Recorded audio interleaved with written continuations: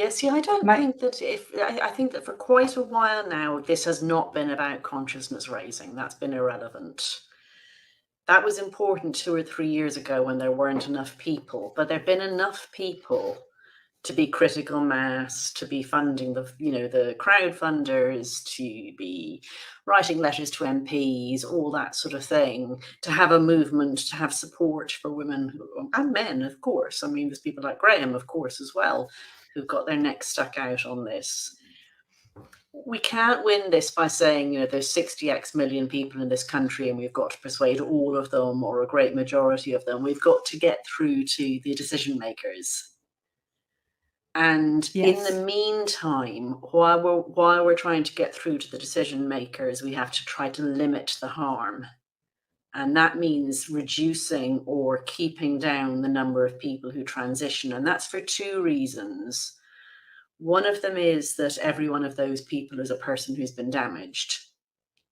But the second one is every one of those people is basically a huge problem to a sane world. Like, if you've got people that, and whether they're transitioned, whether they're happily transitioned, whether they're unhappily transitioned, whether they're detransitioned, if you've got people who've dissociated from their sex in some way, every one of those people is someone who needs special accommodation in a sane world where we re-acknowledge the truth of sex.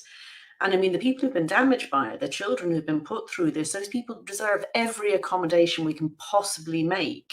But every one of them is a difficulty, you know? yes, And I mean, I know that yes, sounds heartless. I'm trying to say exactly the opposite of sounding heartless. I'm saying every one of those people for 50, 60, 70 years is going to need things that the rest of us just don't need because the rest of us are just our sex. So the fewer of those people there are, the better in the sane world that I hope we will reach.